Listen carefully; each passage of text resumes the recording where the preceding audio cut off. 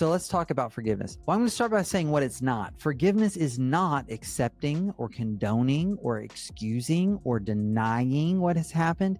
Forgiveness is also not the same as reconciling. I can forgive someone but not be reconciled to them. Those are two separate things. I think forgiveness is a prerequisite to true reconciliation, but they are not one and the same. So if you're out there and you're the one who did the betraying and your betrayed partner has said to you, I forgive you, but you're like, yeah, but we're not like we were. Yeah, but we're not okay yet. You can't then say, therefore you haven't really forgiven me. That's not the case, because forgiveness and reconciliation are two different things. Forgiveness is also not acting as if it didn't happen. It is not forgive and forget. I don't believe in forgive and forget. I can't make myself forget something, especially something really painful and traumatic. People often say, well, we're supposed to forgive how God forgives us, and that's what he does. Oh, really? I don't think so.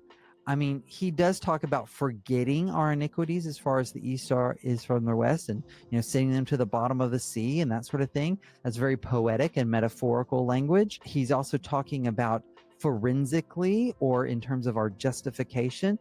But the Bible also talks about how God disciplines those he loves, that there could be ongoing consequence for our sins, even those he's forgiven.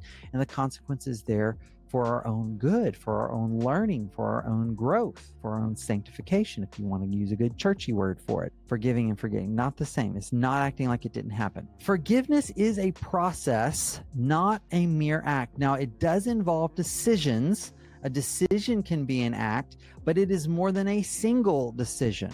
So it is a process, not an act. It does involve change and transformation. Real forgiveness is going to change me.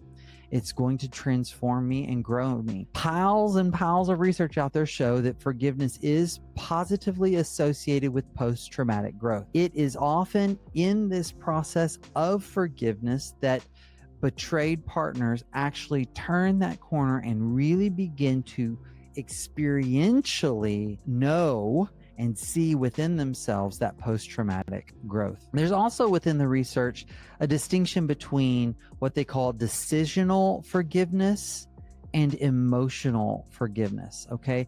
So decisional forgiveness is the decision to forgive. I am choosing in this moment to forgive you.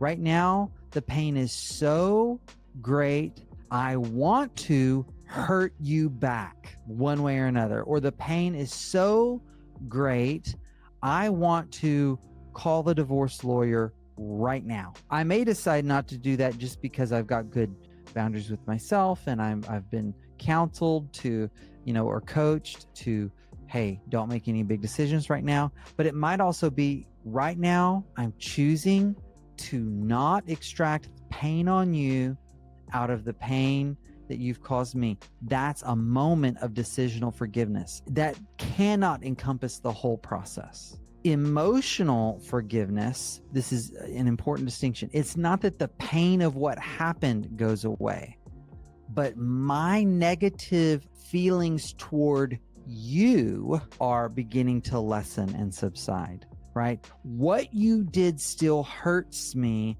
but my anger toward you is being released. Now, this is so important because you might have an act of decisional forgiveness when your emotions are still very much in a place of angry protection, and maybe rightly so, right? But in this process, as we exercise decisional forgiveness, which again happens over and over and over again, there is a movement toward emotional forgiveness. Why is that important? It's important because lack of emotional forgiveness, if I'm the one who's been betrayed, lack of emotional forgiveness on me puts me in the jail cell, not the other person. It's me carrying around those intense, painful, unpleasant emotions around. And guess what? That is associated with all kinds of health problems and psychological problems and all kinds of stuff. For my sake, I want to move toward emotional forgiveness because I don't want to carry inside of me the anger, the bitterness, the resentment that I have toward you for what you've done. And obviously you can see that's the case even if the relationship doesn't make it, right? You want to move beyond those, not too quickly. You still have to deal with them, right? We're not sweeping anything under the rug here, but that can happen outside of the relationship. Certainly if you're staying in the relationship and you want the marriage or the relationship to be healed, that's an important thing to move toward that.